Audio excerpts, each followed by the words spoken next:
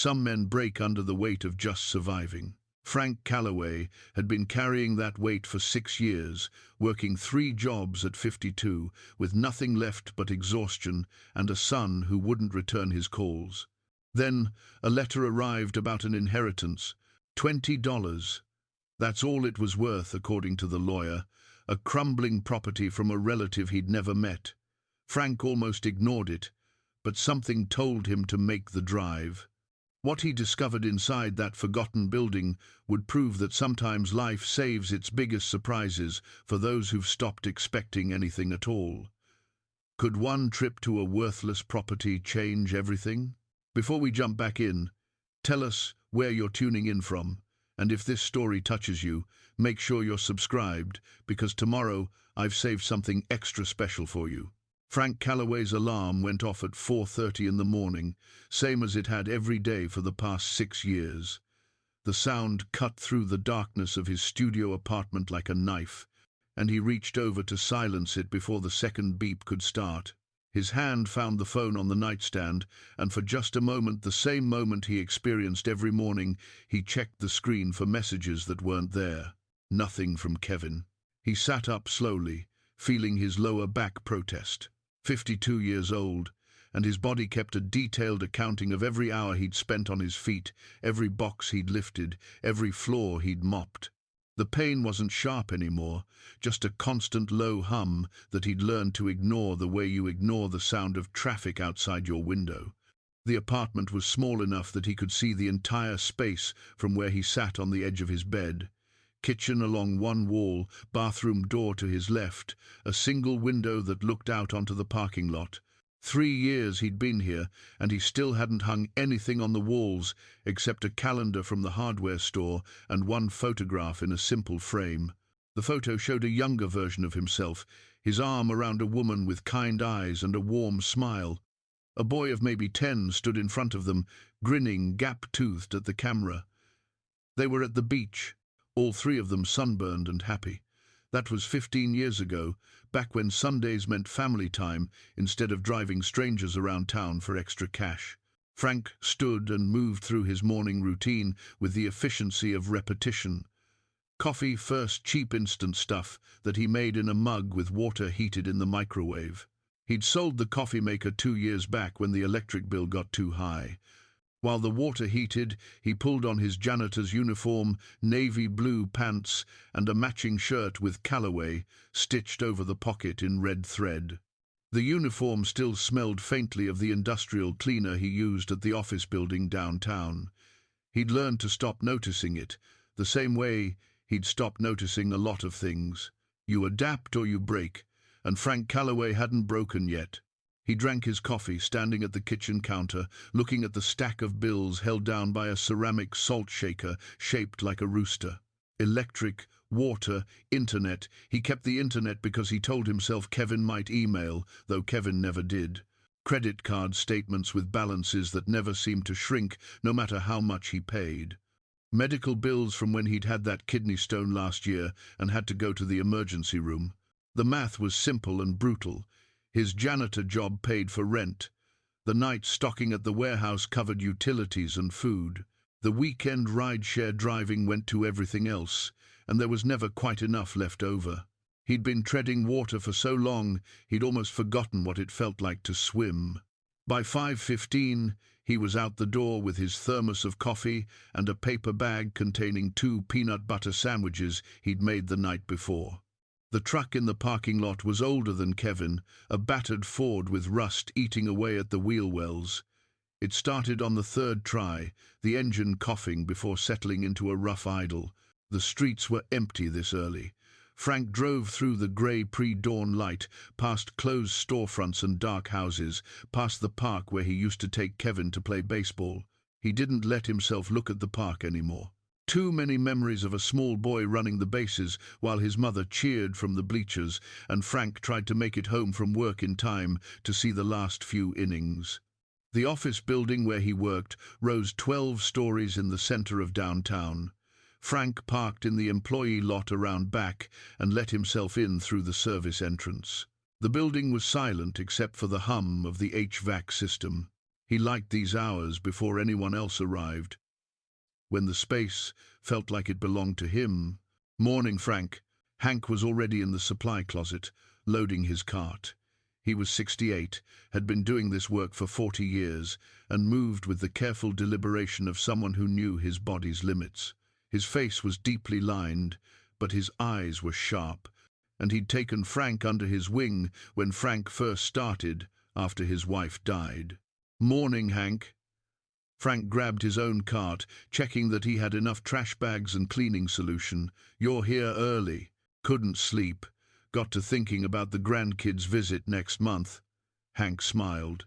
My daughters, bringing them down from Portland. Haven't seen them since Christmas. Frank felt the familiar tightening in his chest but kept his voice steady. That's good. That'll be real good. They worked in comfortable silence for a while, each taking different floors. Frank started on the 7th floor, emptying trash cans, wiping down desks, vacuuming the carpets. The office workers left traces of their lives, scattered around family photos on desks, kids' drawings taped to cubicle walls, coffee mugs with jokes printed on them. Frank moved through it all like a ghost, there but not there, present but invisible. At 7:30, he took his break in the supply closet, eating one of his sandwiches while standing up. His phone sat on the shelf beside him, screen dark. He picked it up and scrolled to Kevin's contact. The last text he'd sent was 3 weeks ago. Hope you're doing well, Dad.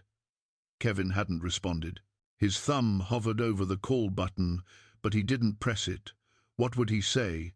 The same things he always said. Sorry he hadn't been there enough. Sorry he'd worked so much.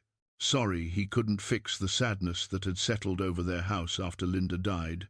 Kevin had his own life now, his own apartment across town, his own way of dealing with grief that didn't include his father.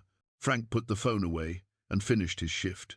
By 9 o'clock, he was at the warehouse on the industrial side of town. Pearl, the day supervisor, was in her office doing paperwork. She looked up when Frank knocked on the doorframe.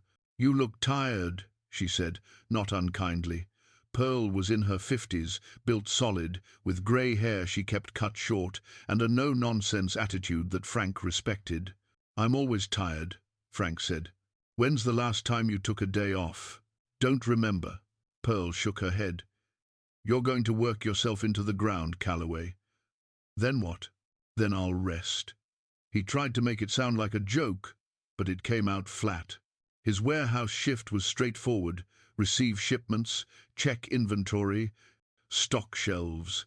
Heavy work, repetitive work, the kind that made his shoulders ache and his hands cramp. But it paid better than janitorial work, and he needed every dollar. At 2 in the afternoon, he finished and drove to Gina's Diner, a place that had been around longer than he'd been alive. The vinyl booths were patched with duct tape, and the air always smelled like coffee and fryer grease, but the food was cheap and good, and Gina never rushed him. The usual? Gina called from behind the counter. Please. She brought him meatloaf and mashed potatoes, a meal substantial enough to carry him through until his next break. He ate slowly, making it last, watching the other customers.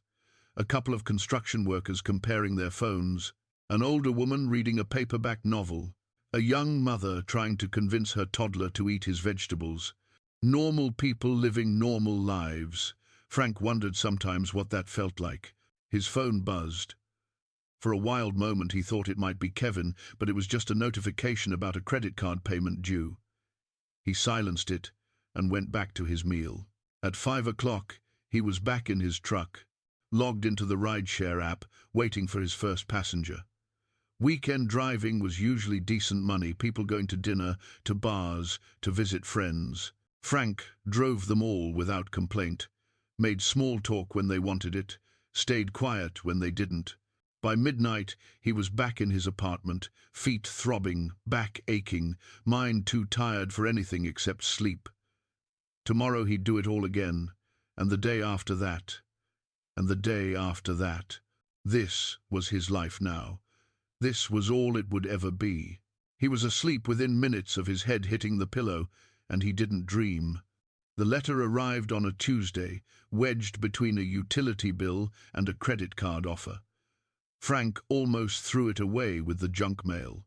The envelope was cream-colored, heavier stock than the usual correspondence, with a return address from a law firm he'd never heard of, Hutchins and Associates, attorneys at law. He opened it, standing in his kitchen, still wearing his warehouse uniform, the smell of cardboard dust and floor polish clinging to his clothes. The letter was brief and formal. "Dear Mr. Calloway, we are writing to inform you of an inheritance from the estate of Margaret Eleanor Calloway, deceased. As her sole surviving blood relative, you are entitled to receive the property located at 1847 Mill Road, Ashford, Pennsylvania. Please contact our office at your earliest convenience to arrange transfer of ownership and discuss estate settlement." Frank read it twice, then a third time. Margaret Eleanor Calloway. The name meant nothing to him. He'd never heard it spoken, never seen it written. He tried to place her in his family tree, an aunt maybe, a cousin of his father's. His father had died when Frank was 19, and they'd never talked much about extended family. His mother had passed 5 years before that. He was an only child, and as far as he knew, that made him the end of the line. He pulled out his phone and called the number listed on the letterhead. A receptionist answered, professional and distant, and transferred him to someone named Mr. Hutchins. "Ah, yes, Mr. Calloway." The lawyer's voice was smooth, practiced. "Thank you for calling. I've been managing Mrs. Calloway's estate. She passed away 14 months ago, at the age of 91. You are listed in her will as her great-nephew, though she noted that you'd never met." "I don't understand," Frank said. "Who was she?" "Margaret was your paternal grandfather's sister. She never married, no children. According to my records, she lost touch with most of the family sometime in the 1962nd, moved to Ashford to pursue her work, and largely kept to herself." Frank did the mental math. His grandfather had died before Frank was born. He vaguely remembered his father mentioning a sister who'd gone away, but it had never been discussed in detail. "What kind of property is it?" Frank asked. There was a pause, and Frank heard papers rustling. "It's a commercial building, approximately 4,000 square feet, 2 stories, built in 1923, used as a manufacturing facility for most of its history. Mrs. Calloway owned it outright, no mortgage. However, I must be frank with you, Mr. Calloway, the building is in severe disrepair. It's been vacant for over 30 years. The structure has been deemed unsafe by the county. We had it appraised for estate purposes, and the current market value is listed at $20. $20? Yes. The land itself has minimal value. Ashford is a declining area. Most of the mills closed in the 80s. The building would cost far more to demolish than it's worth. Mrs. Calloway had no other assets. Her savings were exhausted by end-of-life care. I'm required to inform you of your inheritance, but I'll be honest, you're under no obligation to accept it. Many people in your situation simply decline and let the property revert to the county." Frank stared at the letter in his hand. $20. A worthless building in a dying town, an inheritance from a woman who'd been a stranger. "I understand," he said. "Let me think about it. Of course, if you decide to accept, you'll need to sign some paperwork. The property is located at 1847 Mill Road. I can mail you the keys and deed if you'd like to inspect it, though I'd advise caution. The structure is unsound." Frank thanked him and ended the call. He set the letter on the counter next to the stack of bills and stood there for a long moment looking at it. $20. He almost laughed. Here he was, working himself to exhaustion, and the universe decided to give him an inheritance worth less than an hour of minimum wage work. It felt like a joke, like life was mocking him specifically. The next day at work, during his break, he told Hank about it. They were in the supply closet again, Hank sitting on an overturned bucket, Frank leaning against the wall. Hank listened carefully, nodding as Frank explained about Margaret, the building, the $20 valuation. "You going to go look at it?" Hank asked. "What's the point?" Lawyer said, "It's falling apart. Probably dangerous to even walk inside." "Maybe. But it's yours. Or could be." Hank scratched his chin thoughtfully. "When's the last time someone left you anything, Frank?" Frank didn't have an answer for that. "I'm just saying," Hank continued, "seems like you got nothing to lose by taking a drive up there. Take a look. If it's as bad as they say, you walk away. But if there's something there, anything at all, wouldn't you want to know?" Frank thought about it through the rest of his shift, thought about it while stocking shelves at the warehouse, thought about it while driving passengers around town that weekend. His mind kept returning to one detail. Margaret had kept the building for 30 years after it was no longer in use. Why? If it was worthless, why not sell it, tear it down, let it go? On Monday, he called the law office and told them he wanted the keys. They arrived by courier on Wednesday. 2 keys on a simple ring, along with a deed printed on official paper and a handwritten note from Hutchins. "Exercise extreme caution. Building has structural damage. Not responsible for injuries sustained during inspection." Frank held the keys in his palm. They were old, brass, worn smooth with age. That night, he pulled out his phone and looked up Ashford, Pennsylvania, 3 hours away. A small town that had thrived in the industrial era and slowly died when the factories closed. Population had dropped from 15,000 in 1970 to just under 3,000 now. The images online showed empty main streets, boarded-up storefronts, houses with sagging porches. He thought about his conversation with Kevin all those years ago. His son, angry and grieving, had said, "You never take chances, Dad. You just accept whatever life gives you and work harder." Is that all you know how to do? Frank had tried to explain about responsibility, about providing, about doing what needed to be done. But Kevin hadn't wanted to hear it, and the distance between them had only grown. Maybe his son was right. Maybe Frank had spent so long just surviving that he'd forgotten how to do anything else. He looked at his work schedule. He'd have to take a day off from the warehouse, lose a day's pay. It would mean the credit card payment would be late. It would mean eating cheaper for the rest of the month. But Hank's words echoed in his mind. "What have you got to lose?" On Thursday morning, Frank called Pearl and told her he needed Friday off. She was quiet for a moment, surprised Frank never asked for time off. "Everything okay?" she asked. "Yeah. I just need to take care of something." "All right. But Frank, whatever it is, I hope it works out." Friday morning, he borrowed Hank's truck. His own wouldn't make the trip reliably. He packed a thermos of coffee, the sandwiches he'd made the night before, and a duffel bag with basic tools, flashlight, crowbar, hammer, work gloves. The drive took him through farmland and small towns, past autumn fields and roadside diners. He listened to nothing, just the sound of the engine and his own thoughts. Part of him felt foolish. Part of him felt something else, something he couldn't quite name. Curiosity, maybe, or hope, or just the desperate need to believe that somewhere, somehow, life might offer him something other than exhaustion. 3 hours later, he saw the sign, Ashford, founded 1889. The town looked like the photographs.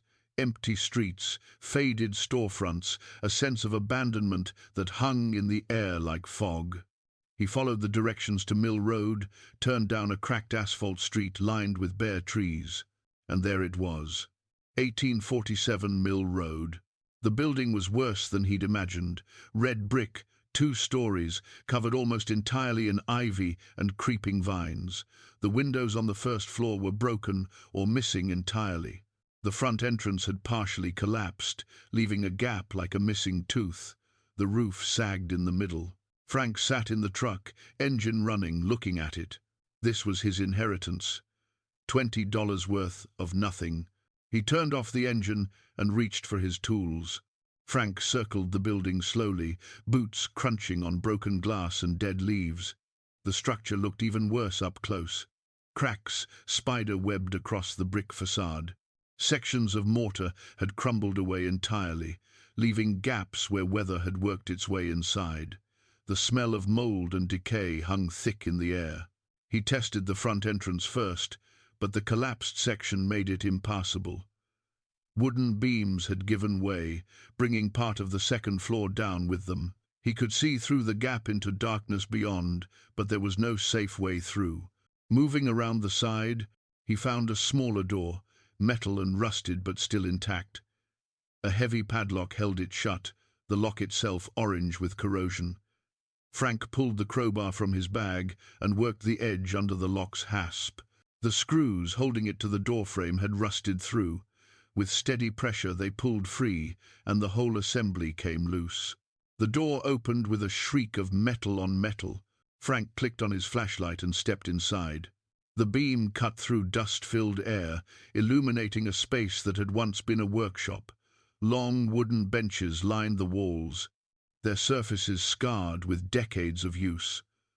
Old machinery stood silent, and still a drill press, a lathe, equipment whose purpose Frank couldn't identify. Everything was covered in a thick layer of dust and bird droppings. The floor was littered with debris, broken glass, fallen chunks of ceiling plaster, pieces of rotted wood. He moved carefully, testing each step before putting his full weight down. The floorboards groaned but held. His flashlight beam traveled across the space, catching details, tool racks on the walls, empty now except for a few rusted wrenches. A pegboard with the shadows of missing tools still visible in the dust. A calendar from 1987 hanging crooked on the far wall. Someone had worked here, built things here.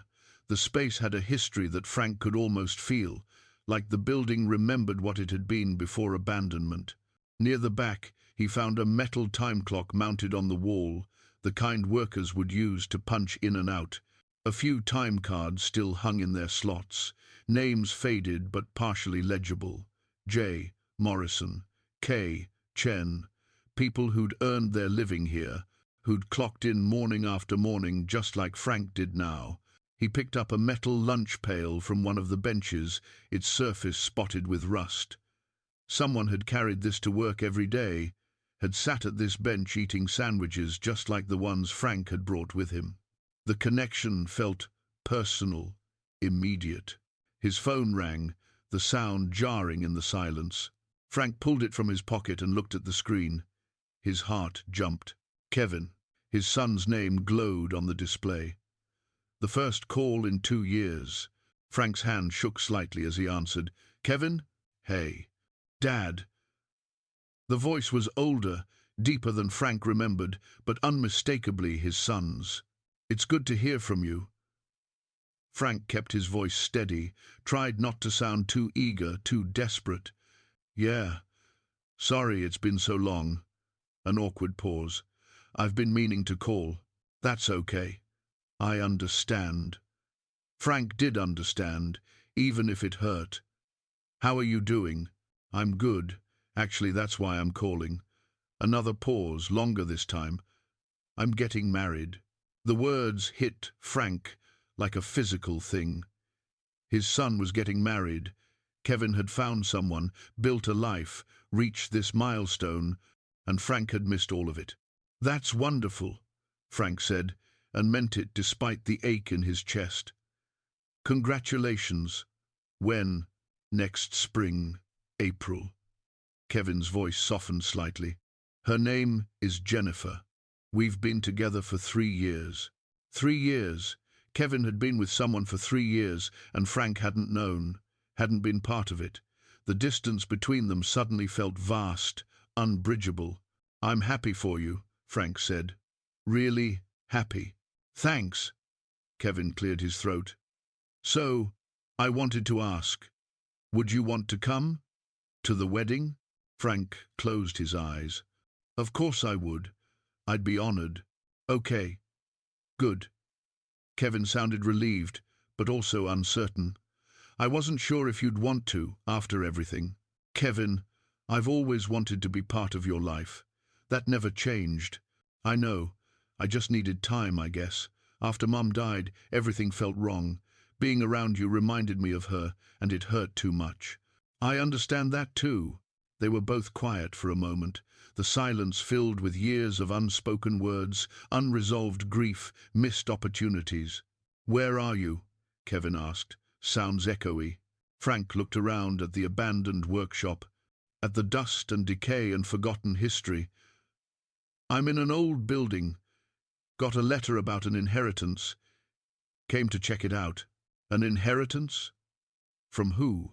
Some relative I never knew existed. It's nothing, really.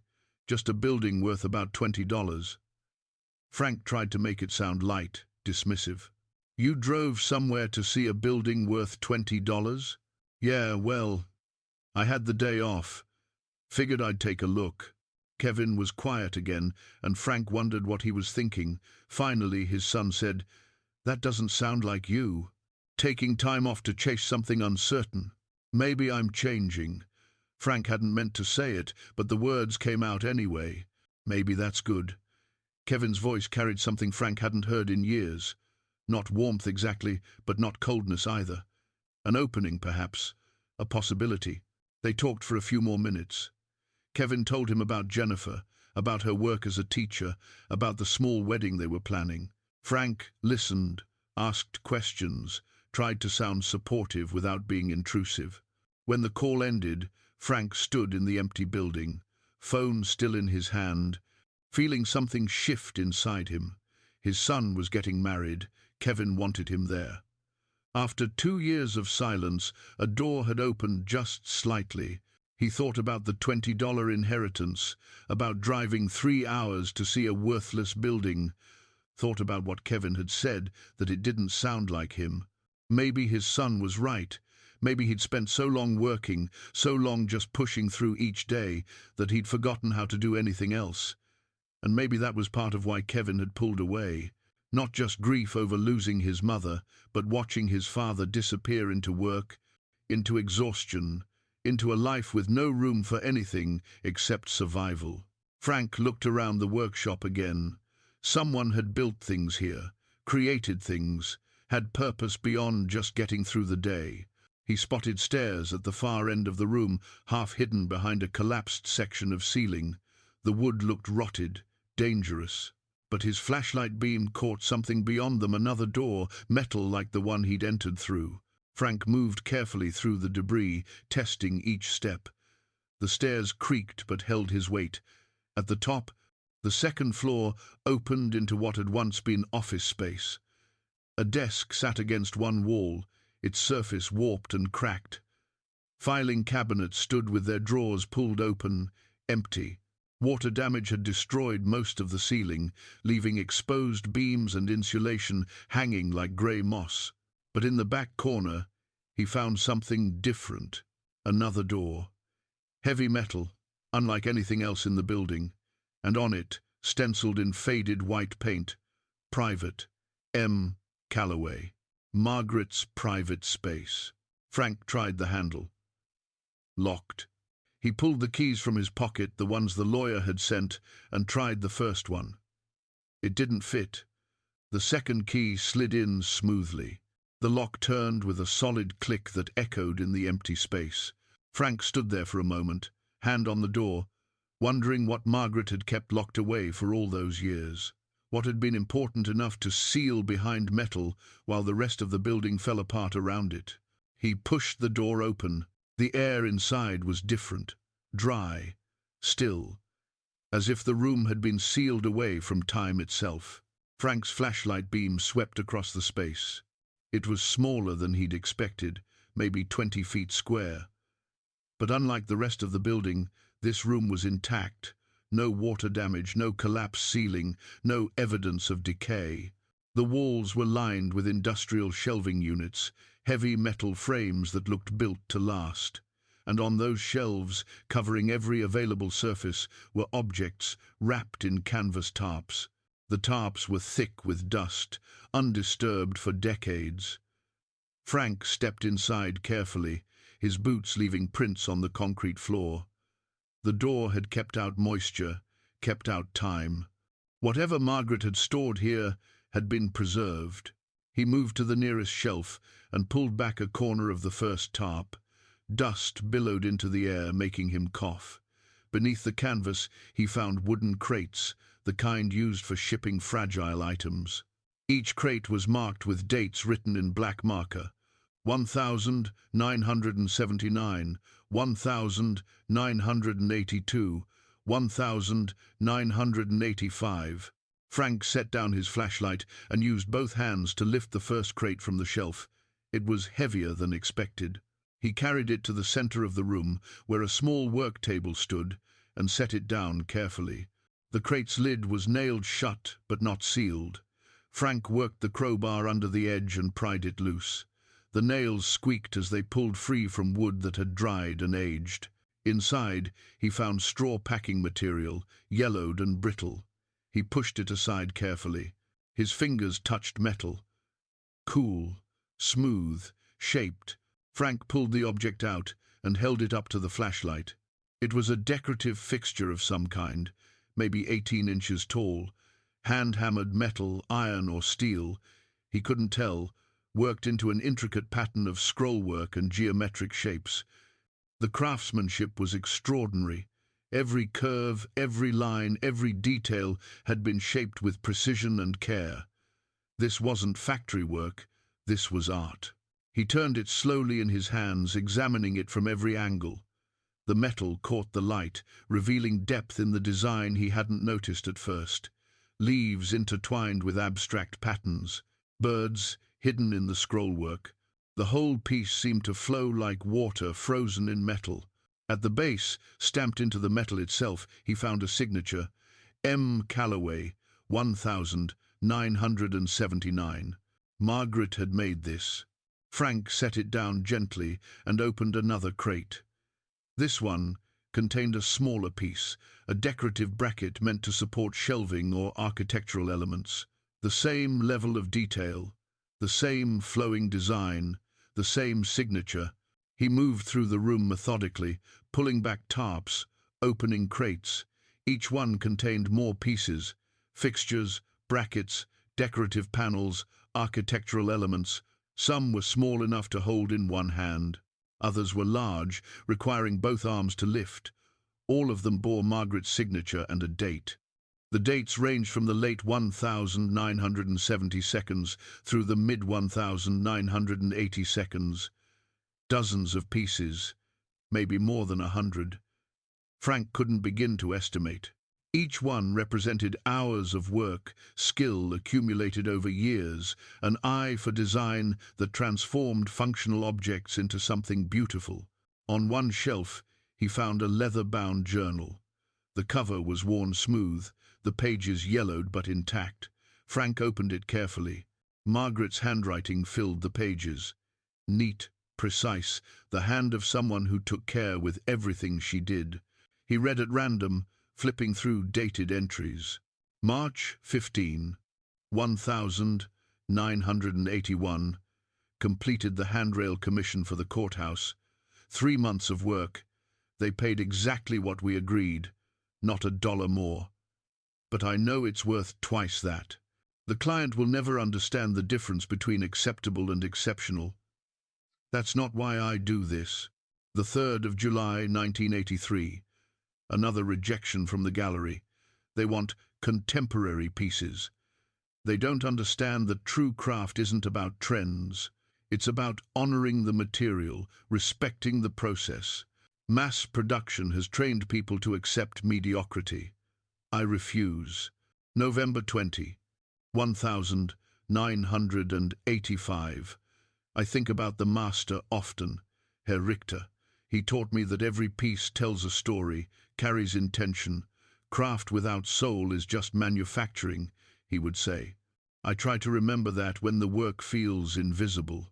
Frank kept reading, drawn into Margaret's voice. She wrote about technique, about the struggle to find clients who valued quality over cost, about the isolation of being a craftswoman in a field dominated by men and factories.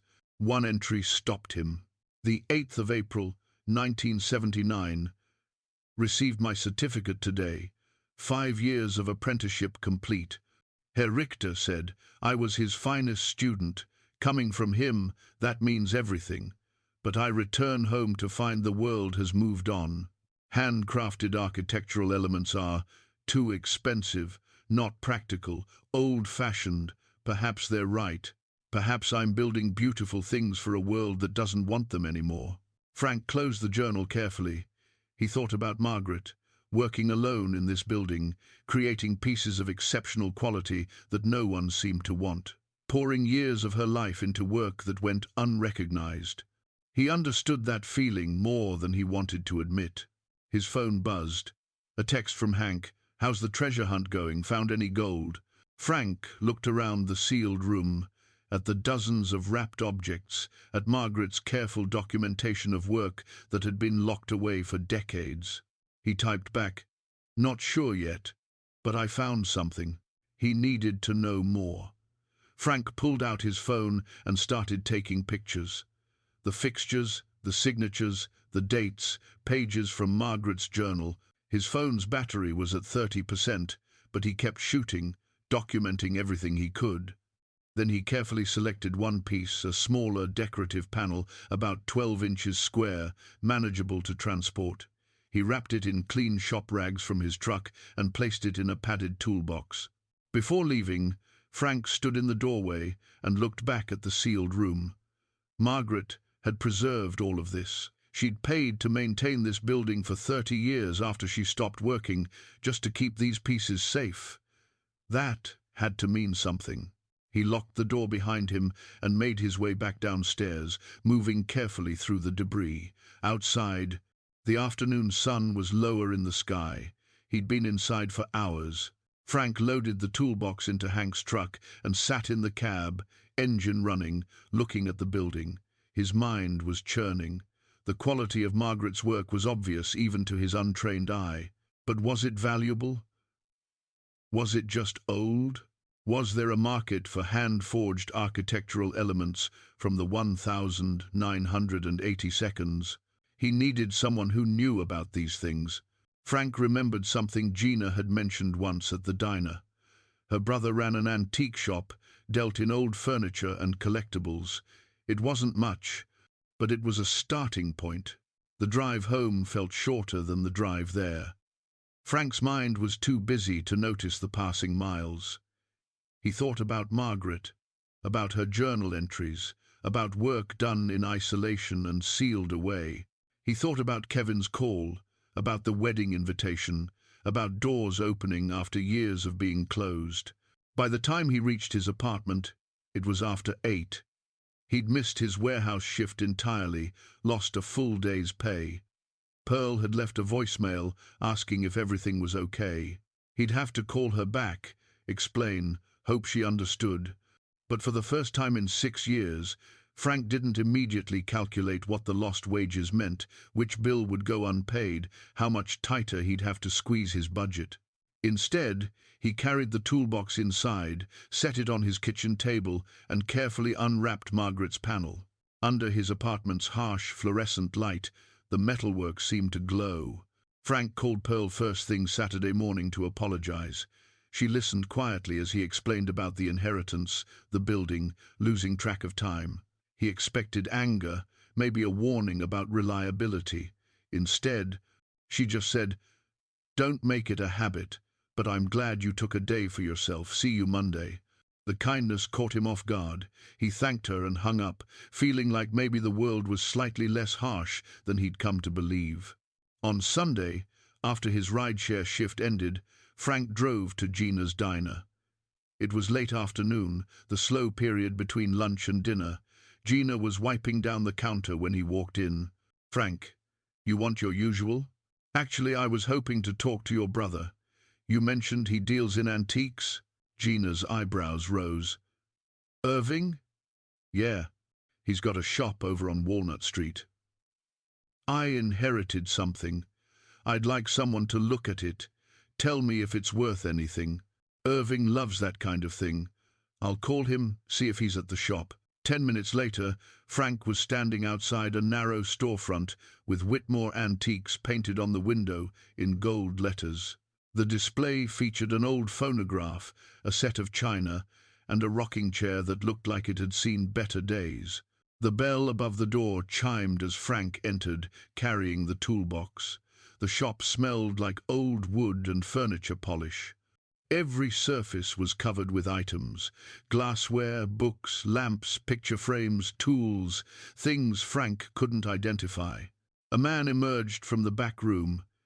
He was perhaps 60, thin, with wire-rimmed glasses and grey hair pulled back in a small ponytail. He wore a cardigan despite the warm shop. "You must be Frank. I'm Irving." His voice was gentle, cultured. "Gina said you have something interesting." Frank set the toolbox on the counter and opened it. He unwrapped the metal panel carefully and handed it to Irving. Irving took it with both hands, his expression neutral. Then he turned it toward the light from the window and went very still. "Where did you get this?" His voice had changed, gained an edge of excitement. "From a building I inherited. There are more pieces like it, dozens of them." Irving carried the panel to a workbench near the window, switching on a magnifying lamp. He examined the signature, ran his fingers over the metalwork, tested the weight. His breathing had quickened. "This is hand-forged. Every detail is intentional, nothing stamped or mass-produced." He looked up at Frank over his glasses. "The signature says M. Calloway, 1982. Do you know who made this?" "Margaret Calloway. My great-aunt. I never met her. She died last year." "Was she trained? Did she study anywhere?" Frank thought about the journal. "Germany, I think. She mentioned someone named Richter in her writings." Irving set down the panel very carefully, as if it might break. "Klaus Richter? I don't know his first name, just Richter." "Frank, if this is what I think it is, you need to be very careful with it." Irving pulled out his phone and started scrolling through something. Klaus Richter was one of the most renowned metalworkers of the 20th century. German-American, worked in Pennsylvania in the 60s and 70s. He only took a handful of apprentices. His students' work is highly collectible. Frank felt something tighten in his chest. How collectible?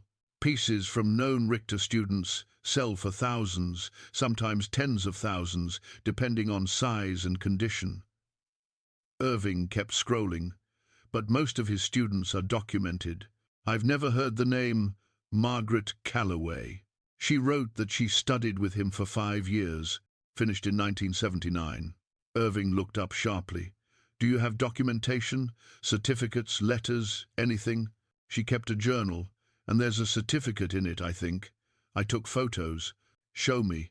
Frank pulled out his phone and found the pictures he'd taken of the journal pages. Irving examined them closely, zooming in on the signature, the seal, the handwritten notes. "This is real," Irving said quietly. "This is a real Richter apprenticeship certificate.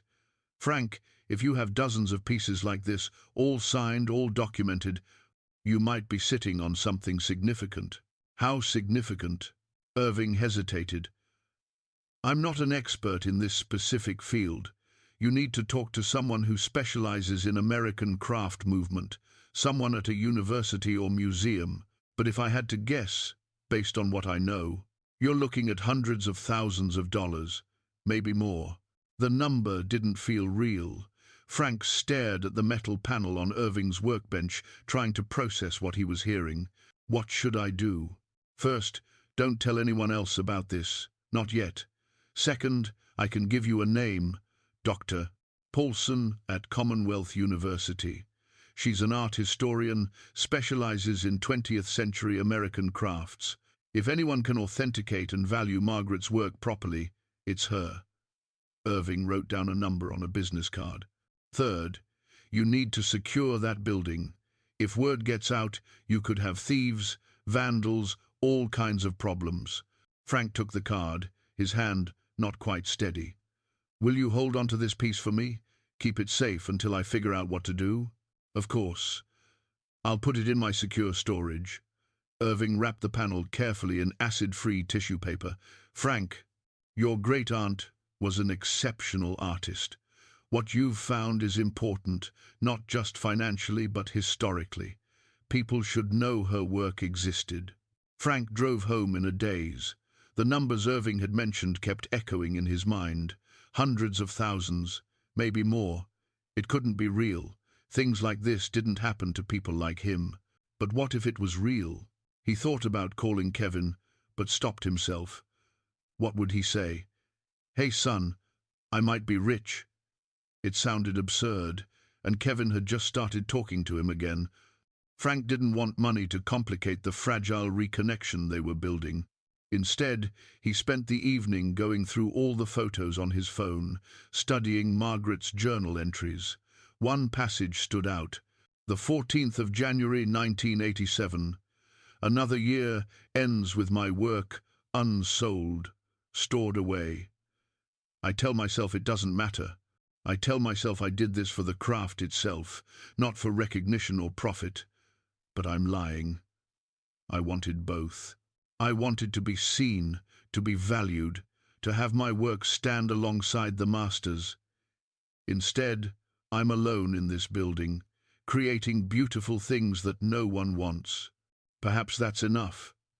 Perhaps it has to be." Frank read it 3 times. Margaret had died alone, her work locked away, unrecognized and undervalued. She'd spent decades creating exceptional pieces that the world ignored. He thought about his own years of invisible work, cleaning offices when no one was watching, stocking shelves while the world slept, driving strangers who never learned his name. Work that needed doing, but went unnoticed, unremarked, invisible. Maybe Margaret's work wasn't invisible anymore. Maybe, somehow, Frank could give her the recognition she'd never received while living. He picked up the business card Irving had given him and dialed Dr. Paulson's number. It went to voicemail. Frank left a message, his voice uncertain but determined. "Hello, Dr. Paulson. My name is Frank Calloway. Irving Whitmore gave me your number. I've inherited a collection of metalwork pieces by Margaret Calloway, who studied under Claus Richter.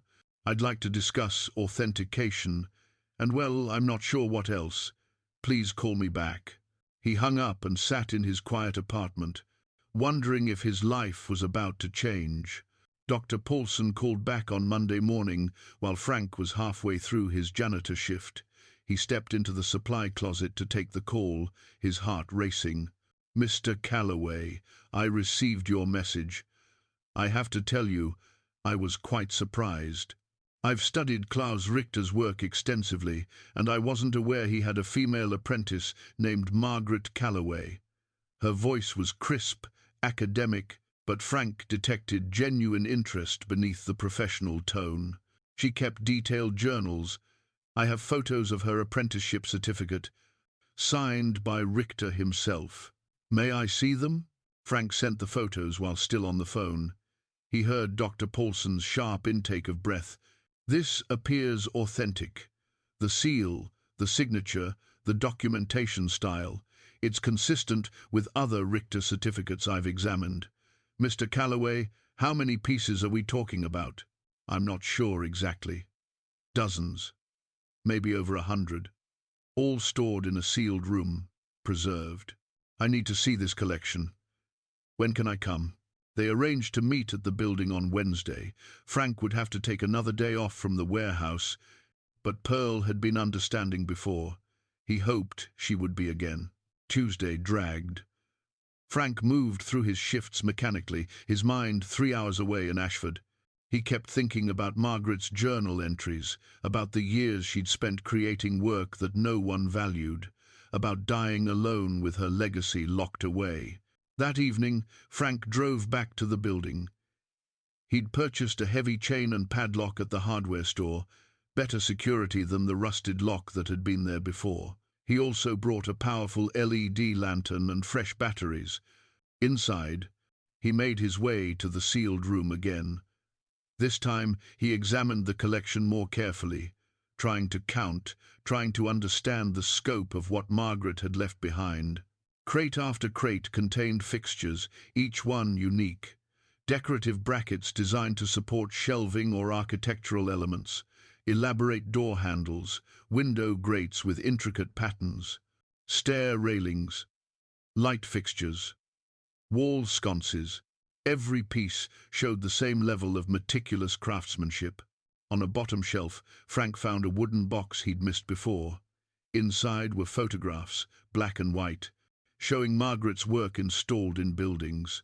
He recognized none of the locations, but the photos were labeled on the back.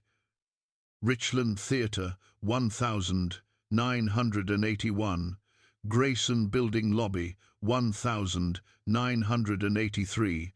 Private Residence, 1985. Beneath the photos, Frank found correspondence. Letters from architectural firms, most dated from the early 1982. He read through them, his anger building with each one. Dear Miss Calloway, while we appreciate your submission, we have decided to go with a more cost-effective solution. Your estimate is simply too high for our budget. Miss Calloway, we've reviewed your portfolio. The work is impressive, but our clients prefer a more modern aesthetic. We'll keep your information on file. Dear Margaret, I'm afraid we can't justify the expense of custom metalwork when acceptable alternatives are available at a fraction of the cost. I'm sure you understand. Letter after letter, rejection after rejection. Not because Margaret's work wasn't exceptional, but because it was too expensive, too time-consuming, too individual in an era embracing mass production and cost reduction. Frank found one letter that stopped him cold. It was from a large architectural firm, dated 1984, addressed to M. Calloway. The tone was different from the others, interested, engaged. Dear Mr. Calloway, we reviewed your portfolio and are impressed by the quality of your craftsmanship. We have several upcoming projects that would benefit from custom metalwork. However, we require all contractors to meet with us in person before finalizing any agreements. Please contact us at your earliest convenience to schedule. In the margin, Margaret had written in pencil, "Called back." When they learned M was Margaret, not Michael, suddenly the projects were already assigned. Coincidence, I'm sure. Frank sat back on his heels, the letter in his hand. Margaret had been passed over not just for cost, but for being a woman in a field that didn't want her. All that talent, all that skill, and the world had shut doors in her face simply because of her name. He thought about his own life, about working 3 jobs and still barely scraping by, about the way invisible work went unrecognized, unrewarded. But at least his work was seen as legitimate. Margaret hadn't even been given that much. Frank found himself talking to the empty room. "I'm sorry they didn't see it. Margaret, I'm sorry you didn't get what you deserved." His phone rang. "Kevin." "Hey, Dad. Just checking in. You've been on my mind." Frank smiled despite himself. 2 calls in 1 week after 2 years of silence. "I'm glad. How are the wedding plans going?" They talked for 20 minutes. Kevin told him about the venue they'd chosen, about Jennifer's family, about his own nervousness. The conversation was easier than their last one, more natural. Frank could hear his son relaxing as they talked. "You sound different," Kevin said eventually. "Less tired, maybe." "I feel different. I can't explain it yet, but something's changing." "Is it that inheritance thing? The building?" Frank looked around the sealed room, at decades of exceptional work waiting to be discovered. "Yeah, it's more than I thought it would be." "In a good way?" "I think so. I hope so." After they hung up, Frank spent another hour in the building, photographing everything, documenting dates and signatures. He found Margaret's apprenticeship certificate in a frame, tucked behind other items. The paper was yellowed, but the text was clear. "This certifies that Margaret Eleanor Calloway has completed 5 years of apprenticeship in architectural metalwork and has demonstrated mastery of traditional forging techniques, artistic design, and structural craftsmanship." Klaus Richter, Master Craftsman, April 1979. Richter's signature was bold and confident. Margaret's name was written in careful, formal script. Frank photographed it carefully, making sure every detail was captured. Wednesday morning, Dr. Paulson arrived in a university van with an assistant, a young man named Greg, who carried camera equipment and a laptop. Dr. Paulson herself was in her 50s, with short silver hair and sharp eyes behind designer glasses. She moved with purpose. Frank led them to the sealed room. Dr. Paulson stood in the doorway for a long moment, taking it all in. Then she turned to Frank, her expression serious. "Mr. Calloway, I need you to understand something. If this collection is what I think it is, you're holding something of genuine historical significance. Not just monetary value, though that's substantial. This represents a missing piece of American craft history. I'm beginning to understand that. Good, because what happens next will change your life considerably. Are you prepared for that?" Frank thought about his 3 jobs, his empty apartment, his estranged son slowly coming back into his life.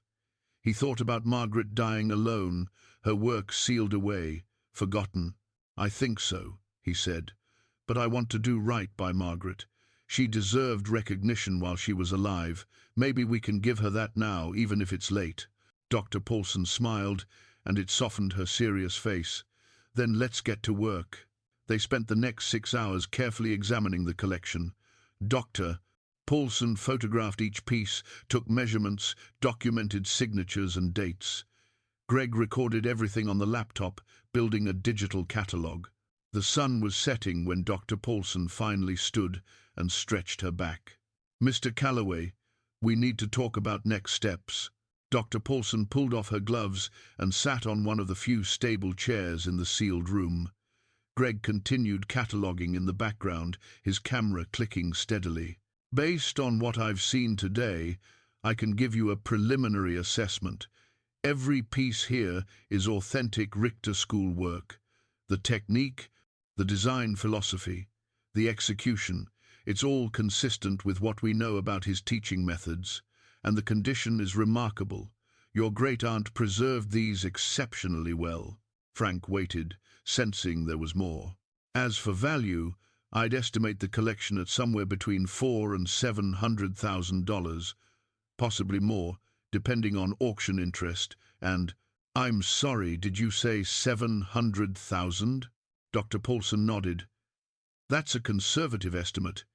Individual pieces could fetch anywhere from $5,000 to $50,000, depending on size and complexity. Museums and private collectors would be very interested." Frank sat down heavily on a crate. The number was so far beyond anything he'd imagined that it didn't feel real. $700,000. He could pay off every debt, quit at least one of his jobs, help Kevin with the wedding, actually have a life instead of just survival. "There's something else," Dr. Paulson said. "Greg, can you bring me that box we set aside?" Greg handed her a wooden box, smaller than the others, that had been tucked in the far corner of the bottom shelf. Frank hadn't noticed it during his previous visits. Dr. Paulson opened it carefully. Inside were architectural drawings, yellowed blueprints, correspondence files, and something else, photographs of buildings with detailed close-ups of decorative metalwork. "I found this while you were on the phone earlier," Dr. Paulson said. She spread several drawings across the work table. "These are design prototypes, preliminary sketches for architectural elements." Frank looked at the drawings. They showed elaborate metalwork designs, entrance gates, ceiling fixtures, decorative panels. Margaret's signature style was evident in every line. "Look at this." Dr. Paulson pulled out a photograph showing an ornate theatre entrance. The metalwork on the doors was stunning, flowing designs that seemed to move even in the still image. "This is the Capitol Theatre in Harrisburg, built in 1982. Now look at this." She placed one of Margaret's drawings beside the photograph. The designs were nearly identical. "Margaret created this design," Frank said slowly. "Yes, but look at the credit plaque." Dr. Paulson pulled out another photo, this one showing a small brass plaque beside the theatre doors. Frank had to squint to read it. Decorative metalwork by Stratham and Associates, 1982. Stratham and Associates? Frank looked up. Not Margaret? Not Margaret. Dr. Paulson pulled out more drawings, more photographs. This is the Grayson Building downtown, same situation. Margaret's design, someone else's credit. The Richland Theatre, the courthouse in the capital. At least 6 major buildings that I can identify so far. She spread correspondence across the table. Letters from architectural firms to Margaret, offering to purchase her designs outright. The payments were modest, a few $100s per design, sometimes $1,000 for more complex work. They bought her prototypes, Frank said, understanding dawning. Used them in actual buildings, but took the credit themselves. Exactly. This was common practice, especially with independent contractors who lacked legal representation. Firms would purchase designs, implement them, and credit their own in-house teams. Technically legal if the contracts were written correctly, but ethically questionable. Frank felt anger building in his chest. So Margaret's work is in major buildings across the state, and no one knows she created it? No one has known. Until now. Doctor. Paulson's eyes were bright with excitement. Mr. Calloway, this changes everything. This isn't just a collection of exceptional but unknown work. This is documented evidence of significant contributions to Pennsylvania's architectural heritage. Margaret's designs are part of the public landscape, seen by thousands of people every day. She pulled out a folder from her bag and opened it on the table. I've been researching Richter's apprentices for years. There are only 12 known students who completed his full 5-year program, 8 men, 4 women. Of the women, only 2 have substantial documented bodies of work. Margaret would be the 3rd. And none of this was known before?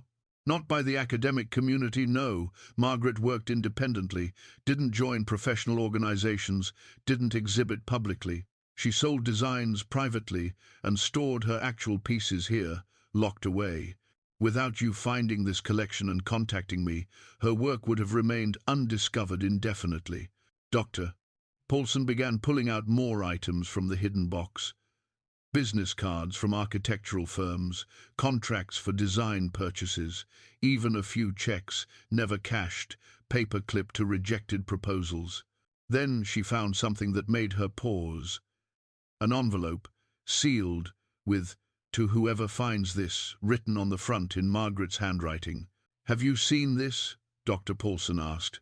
Frank shook his head. She handed him the envelope. His hands weren't quite steady as he opened it.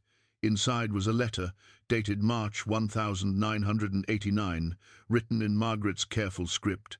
"To whoever finds this," Frank read aloud. "If you're reading this, then I'm gone, and you've discovered what I spent my life creating. I want you to know I don't regret the work itself. Every piece I forged, every design I drew, brought me satisfaction in the doing. The craft was enough, or I told myself it was. But I'd be lying if I said the lack of recognition didn't hurt. I'd be lying if I said I didn't feel cheated when I saw my designs credited to others, when I watched male craftsmen with less skill receive opportunities I was denied. I told myself it didn't matter, that the work itself was the reward. Some days I believed that. Other days I felt like I was shouting into a void. I'm leaving everything here, preserved as well as I can manage, because I hope, perhaps foolishly, that someday someone will understand what I was trying to do. Not just make beautiful things, but prove that a woman could master this craft as well as any man trained by Richter, that I deserved a place in that history. If that recognition comes after I'm dead, so be it. Better late than never, I suppose, though I wish I could have seen it, felt it, known that my life's work mattered to someone beyond myself. To whoever finds this, please don't let them forget. Make sure they know Margaret Calloway was here, worked here, created here. Make sure they know I was real. The letter ended with her signature, bold and certain. Frank folded the letter carefully, his throat tight. She knew. She knew her work was exceptional, and she knew it deserved recognition. And now we can give her that. Dr. Paulson stood, energized. Mr. Calloway, with your permission, I'd like to propose something ambitious. A traveling exhibition, Margaret Calloway, the Hidden Master. We document everything here, authenticate the pieces, and show them in major museums. We also research the buildings where her designs were implemented and work to get proper attribution. Historical plaques, updated records, academic papers. We make sure the world knows what Margaret Calloway contributed. What about the value you mentioned? The money. The monetary value increases substantially with this new information. We're not just talking about unknown craft pieces anymore. We're talking about historically significant work by a Richter apprentice with documented contributions to public architecture. Museums will want this for their permanent collections. We're looking at well over $1 million now, possibly several million. Frank stared at her, unable to process the number. Several $1 million. For a $20 inheritance. The next 2 weeks moved with a speed that left Frank dizzy. Dr. Paulson brought in a team from the university conservators, photographers, historians. They documented every piece, creating a comprehensive catalogue of Margaret's work. Frank hired private security for the building based on Dr. Paulson's insistence. Word was beginning to spread in academic and collector circles about the discovery.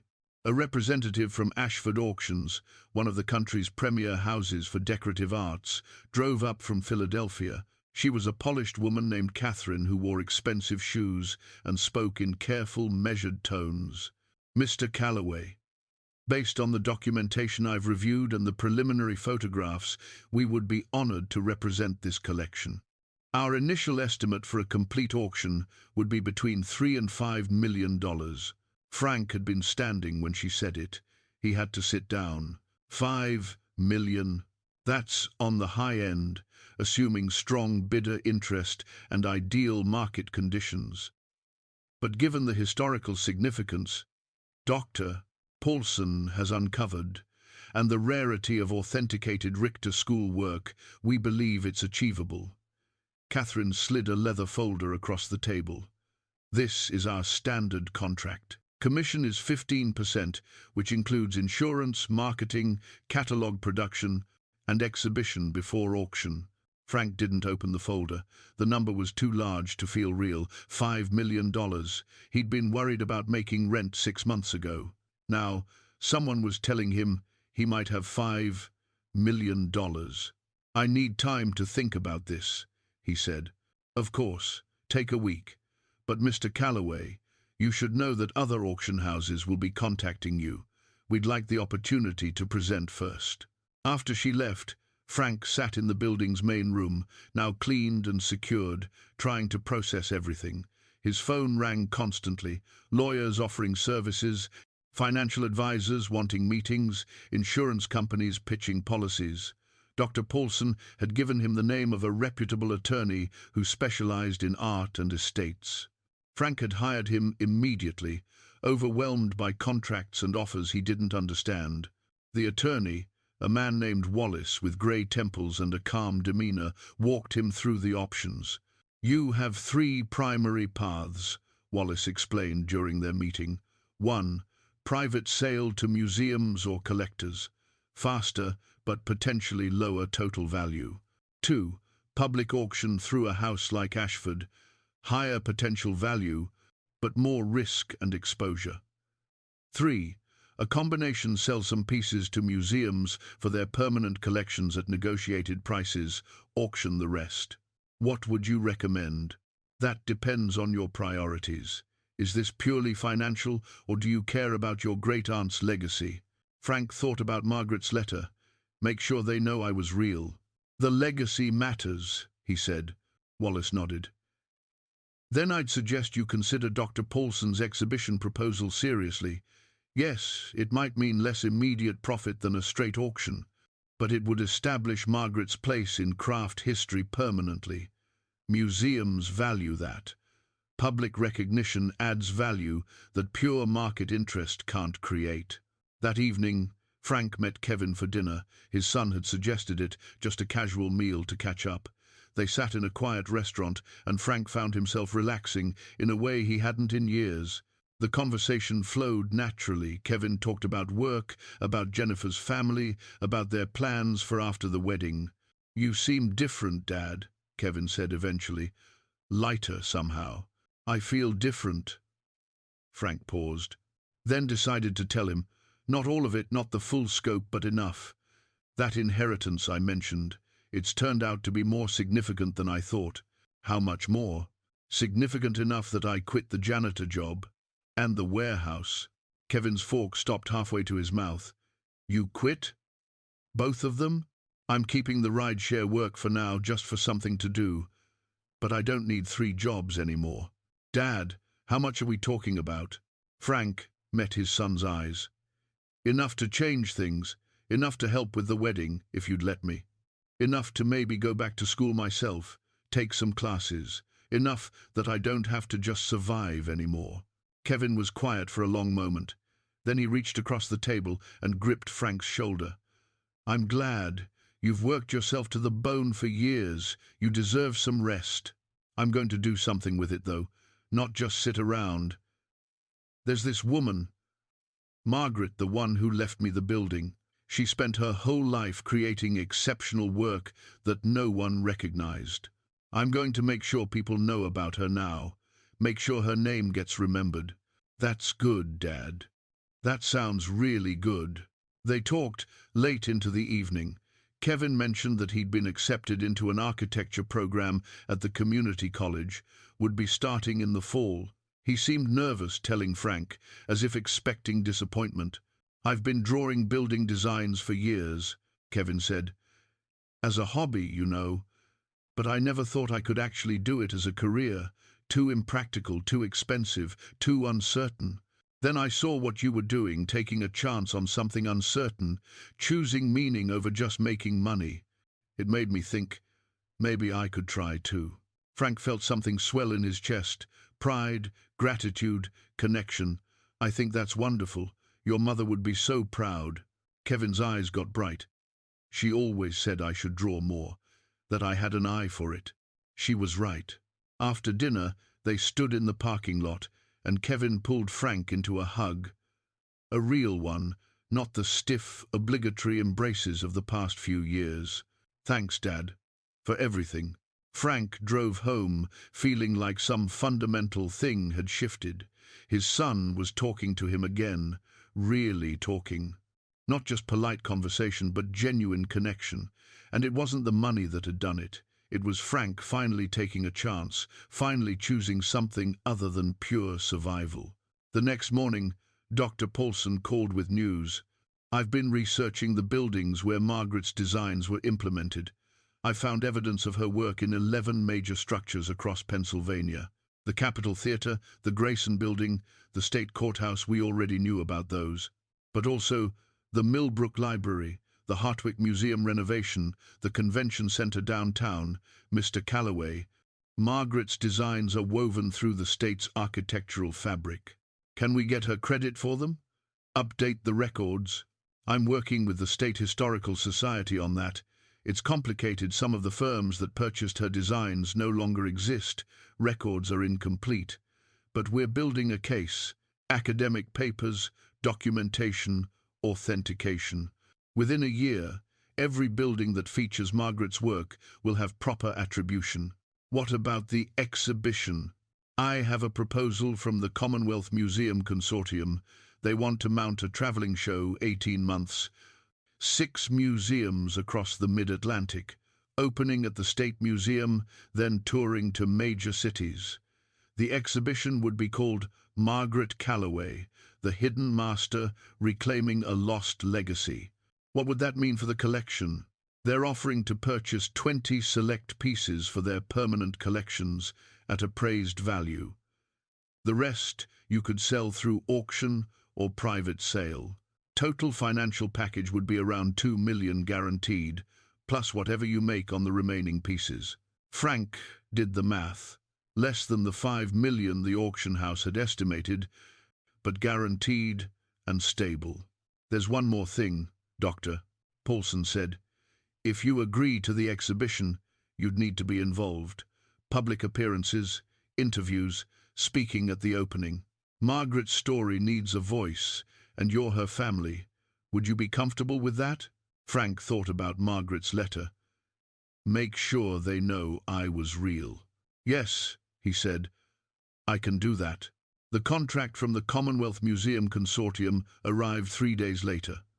Frank sat at his kitchen table with Wallace, his attorney, going through it page by page. The language was dense, full of terms like perpetual exhibition rights and provenance documentation, but Wallace explained each section patiently. "The core offer is solid," Wallace said. 20 pieces purchased outright for permanent collection at 2.1 million total. Exhibition tour of remaining pieces for 18 months, during which time you retain ownership but agree not to sell. After the tour, you're free to sell the remaining pieces however you choose. And the timeline? Exhibition opens in 6 months. They need that time for conservation, framing, catalogue production, marketing.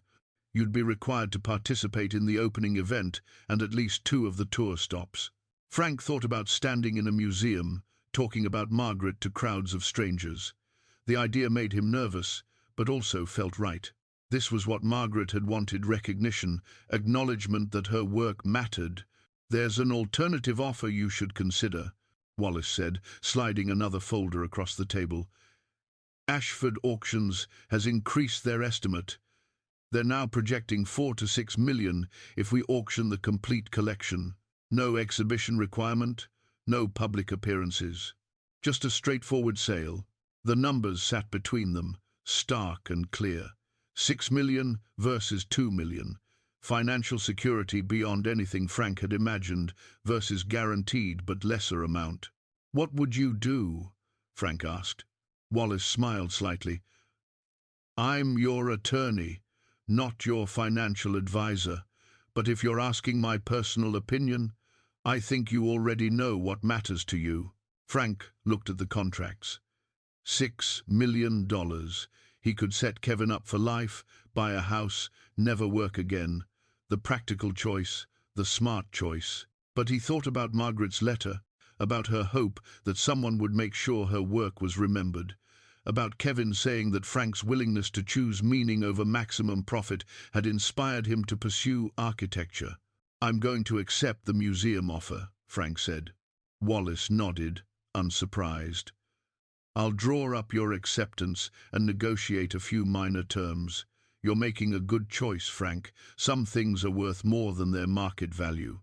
That evening, Frank called Kevin to tell him about the decision. "You turned down $6 million? Kevin sounded stunned. "I'm not turning down money. I'm just choosing a different path. The museum offer is still more than I ever dreamed of having." "But Dad..." "6 million. Kevin, your great-great-aunt spent her whole life creating exceptional work that no one valued. She died alone, thinking she'd failed. I have a chance to show the world that she didn't fail, that her work mattered. That's worth something to me." Kevin was quiet for a moment. "You're right. I'm not walking away from anything. I'm walking towards something better." The next weeks were a blur of activity. Dr. Paulson's team worked steadily, preparing pieces for exhibition. Conservation specialists cleaned and restored where necessary, though Margaret's careful storage meant most pieces needed little work. Photographers documented everything. Catalogue writers drafted descriptions. Frank visited the building often, watching the transformation. The sealed room was being carefully emptied, each piece catalogued and crated for transport to the museum's conservation facility. One afternoon, Dr. Paulson called him over to look at something. "We found this tucked behind one of the shelves." She handed him a small photograph in a tarnished frame. The photo showed a younger Margaret, perhaps in her 40s, standing in this very room. She wore work clothes, her hair pulled back, her hands stained with metal dust, but her expression was one of quiet pride. Behind her, visible on the work table, was one of her creations, an elaborate ceiling fixture that Frank recognized from the catalogue. "She looks happy," Frank said. "She looks like someone who knew the value of her work, even if the world didn't." Dr. Paulson smiled. "This photo will be in the exhibition. People should see her face, know who created these pieces." Frank stared at the photograph, feeling a connection across time. Margaret, standing in this room, creating. Frank, standing in the same space, ensuring her work was finally seen. "Dr. Paulson, can I ask you something?" "Of course." "Do you think she'd be happy about this? The exhibition, the recognition coming so late?" Dr. Paulson considered the question seriously. "I think she'd be relieved, vindicated, maybe a little bitter that it took so long. But ultimately, yes, I think she'd be happy that someone cared enough to make sure her name was remembered." 2 months before the exhibition opening, Frank got a call from a journalist at the state's largest newspaper. They wanted to do a feature story about the discovery, about Margaret, about Frank's decision to prioritize exhibition over immediate sale. Frank agreed to the interview, though his hands shook slightly when the journalist arrived at his apartment with a photographer. The interview lasted 2 hours. Frank talked about Margaret's work, about finding the sealed room, about learning of her struggle for recognition. He showed the journalist photographs of Margaret's pieces, read excerpts from her journal, talked about his own years of invisible work and how finding Margaret's collection had changed his perspective. "Why did you choose the museum exhibition over the auction?" the journalist asked. Frank thought carefully before answering. "Because my great-aunt spent her life creating beautiful things that no one valued. She died thinking her work didn't matter. I can't change that she's gone, but I can make sure people know what she created. That feels more important than maximizing profit." The article ran the following Sunday, front page of the features section, with photographs of Margaret's work and a picture of Frank standing in the building. The headline read, "Hidden Master, How a $20 Inheritance Revealed a Forgotten Artisan."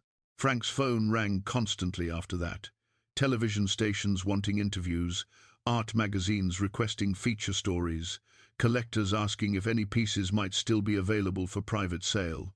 Kevin called, excited. "Dad, everyone at school is talking about the article. My professor showed it in class. She said what you're doing, prioritizing historical recognition over profit, is exactly the kind of stewardship the art world needs more of." Frank felt pride swell in his chest, not just in what he was doing, but in his son's evident respect for it. "The exhibition opens in 4 months, Frank said.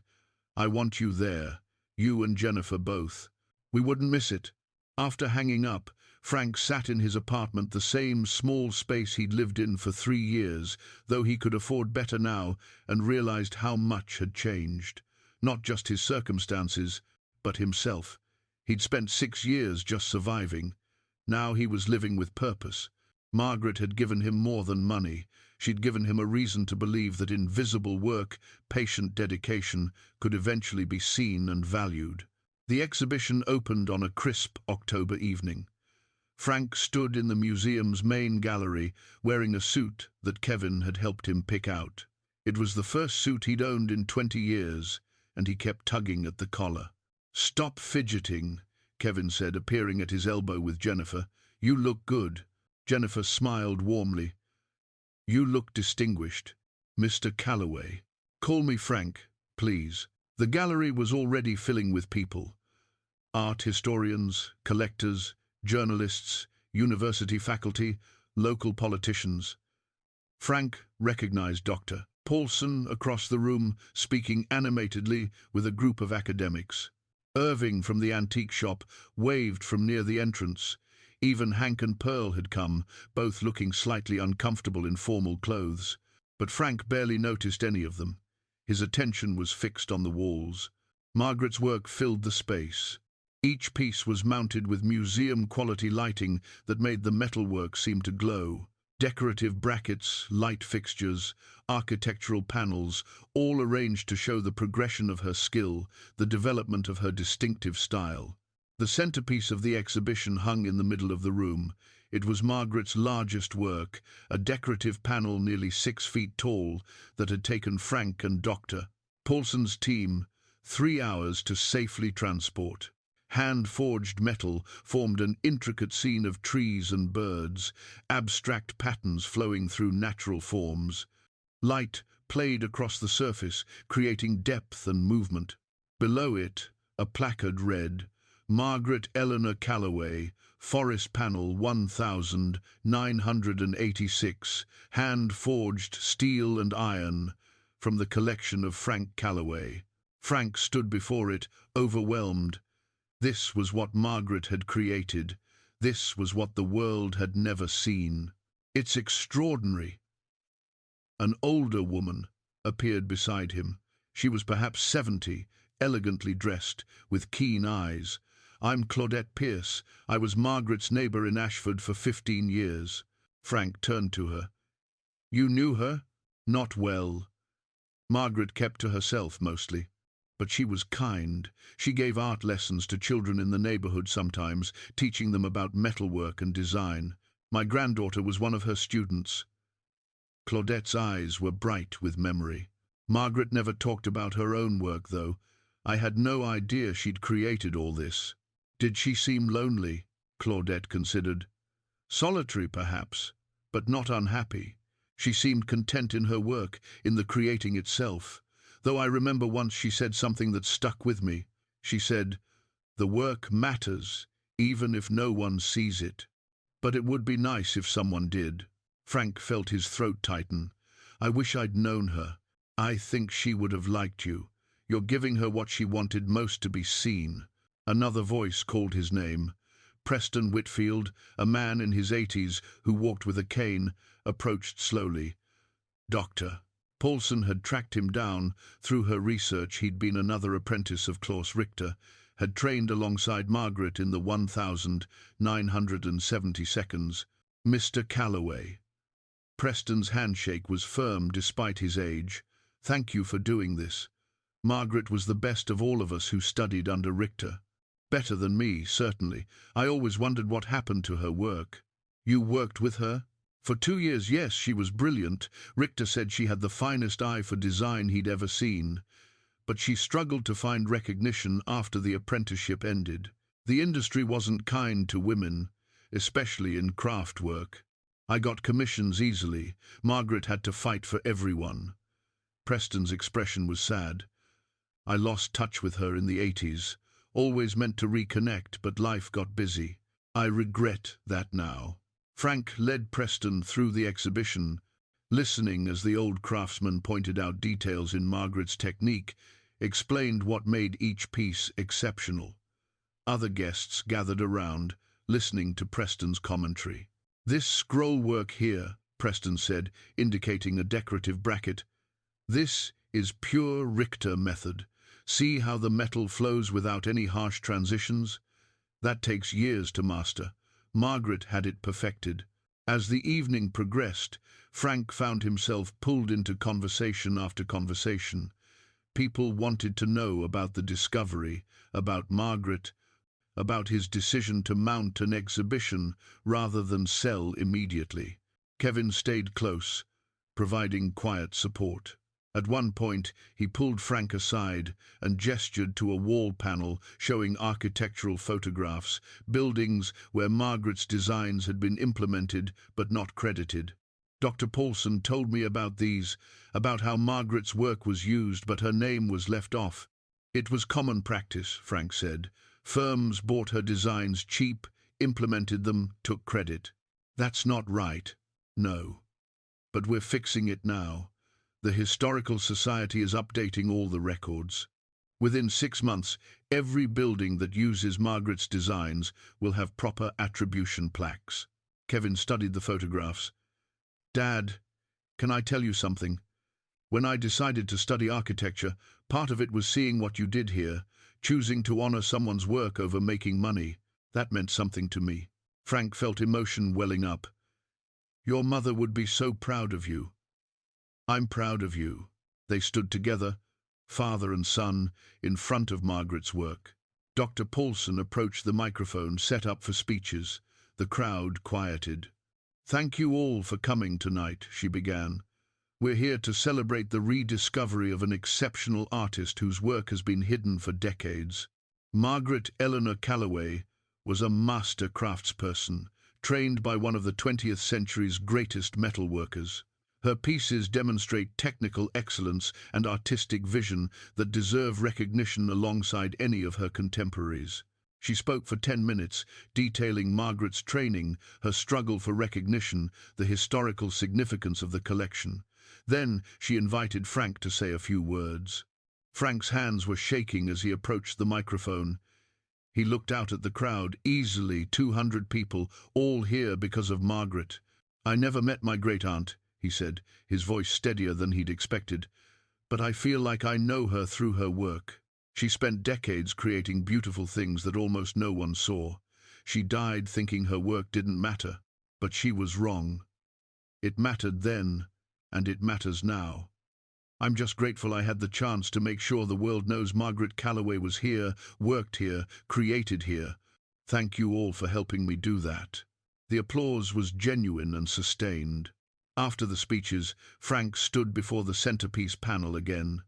Kevin and Jennifer joined him, and they stood together in silence, looking at Margaret's masterwork. "She'd be happy tonight," Kevin said quietly. Frank thought about Margaret's letter, her hope for recognition, her plea not to be forgotten. "Yes," he agreed, "I think she would be."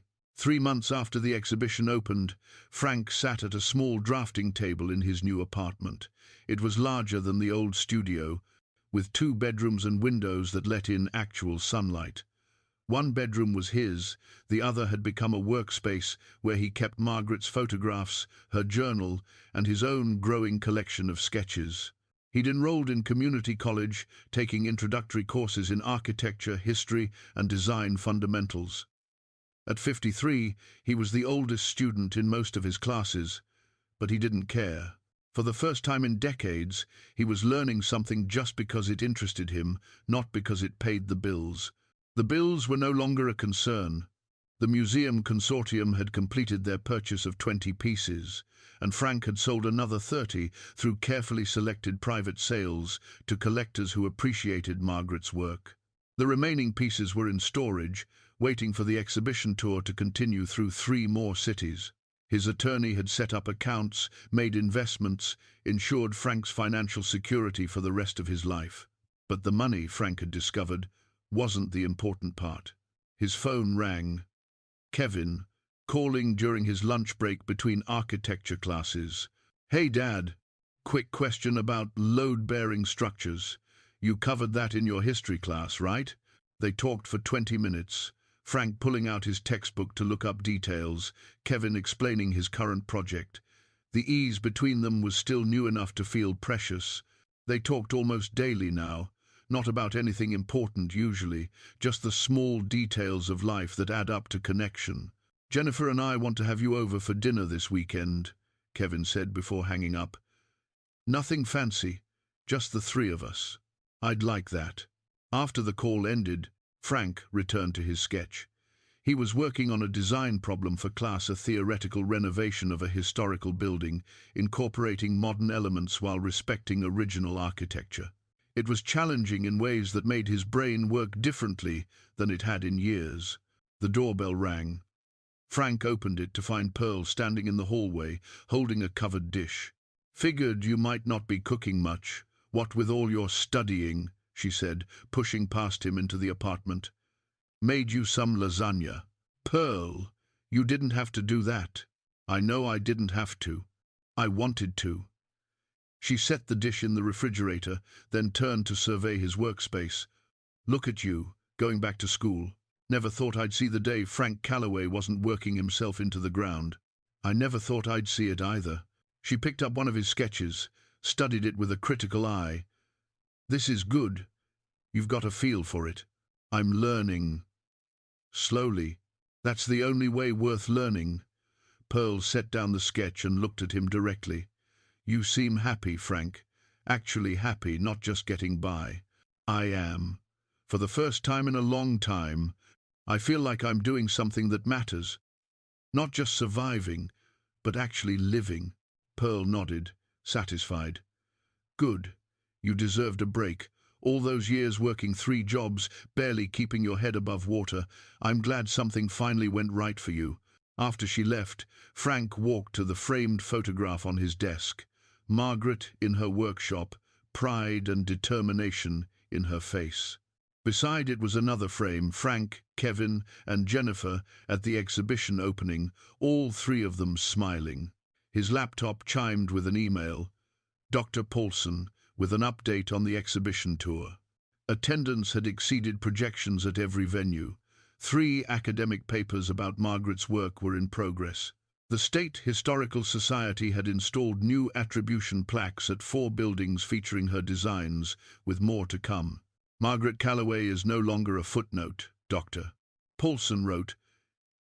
She's being recognized as a significant figure in late 20th century American craft. Your decision to prioritize her legacy over immediate profit made this possible. Frank read the email twice, feeling satisfaction settle in his chest. That afternoon, he drove to Gina's diner. Some habits were worth keeping. Gina brought him coffee without asking, then sat down across from him in the booth. Irving told me the exhibition's doing great, she said. He went to see it last week, came back talking about Margaret like she was Michelangelo. Frank smiled. She was exceptional. People are finally realizing that. And you're doing okay? With all the changes? Better than okay. Different, but good different. Gina nodded. You know what I noticed? You smile now. You didn't used to smile much, Frank. Always looked tired, worried. Now you look like someone who's got something to look forward to. She was right. Frank had things to look forward to now. Kevin's wedding in the spring, his next semester of classes, the continuation of Margaret's exhibition tour, simple things, but they added up to a life that felt full instead of empty. That evening, Frank pulled out the leather journal he'd started keeping. It was inspired by Margaret's journals, her careful documentation of her work and thoughts. His own entries were less polished, but honest. He opened to a blank page and began writing. 6 months ago, I was working 3 jobs and barely making rent. I hadn't talked to my son in 2 years. I woke up tired and went to bed exhausted, and that cycle seemed like all I could expect from life. Then a letter arrived about a $20 inheritance, and everything changed, not because of the money, though that's part of it, but because I found Margaret, or she found me. Her work, her story, her determination to create beautiful things, even when no one valued them, that taught me something. Worth isn't always recognized immediately. The work we do, the effort we put in, the care we take, it matters even when invisible. Sometimes it takes years, decades, for that value to be seen. But that doesn't mean it wasn't there all along. I spent 6 years thinking my life was just about survival, thinking that working hard and getting by was all I deserved. Margaret taught me different. She taught me that it's never too late for recognition, never too late for change, never too late to choose meaning over just existing. Kevin starts his architecture program in January. I'll be starting my 2nd semester. We're both building something now, but people in 2nd semester, creating something that matters. That feels right. That feels like honoring not just Margaret's legacy, but the possibility she showed me that life can surprise you, even when you've stopped expecting it to. Frank set down his pen and looked at Margaret's photograph. In the fading afternoon light, she seemed almost to be smiling. Thank you, he said quietly to the empty room. For the gift, for the lesson, for reminding me that $20 can change everything if you're willing to see what it really means. Outside his window, the sun was setting over the city. Frank watched the light fade, feeling not exhausted but peaceful. Tomorrow he had class. This weekend, dinner with his son. Next month, another stop on Margaret's exhibition tour. His phone buzzed. A text from Kevin. "Love you, Dad." Frank typed back, "Love you too." He closed his journal and stood, stretching muscles that no longer ached from exhaustion. His work boots sat in the closet now, replaced by comfortable shoes for walking campus. His thermos of cheap instant coffee had been replaced by a French press and good beans he could actually afford. But the changes that mattered most weren't the ones you could see or touch. They were in the way he woke up each morning with purpose instead of dread, in the relationship rebuilt with his son, in the knowledge that he'd honored a forgotten artist and given her the recognition she deserved. Frank Calloway had inherited $20 and a crumbling building. What he'd really inherited was a second chance to live instead of just survive, to choose meaning instead of just necessity, to understand that some gifts take a lifetime to arrive, but change everything when they do. In the quiet of his apartment, surrounded by sketches and books and photographs of Margaret's work, Frank finally understood what his great-aunt had known all along: the value of what we create, what we build, what we leave behind. It's never measured in dollars alone.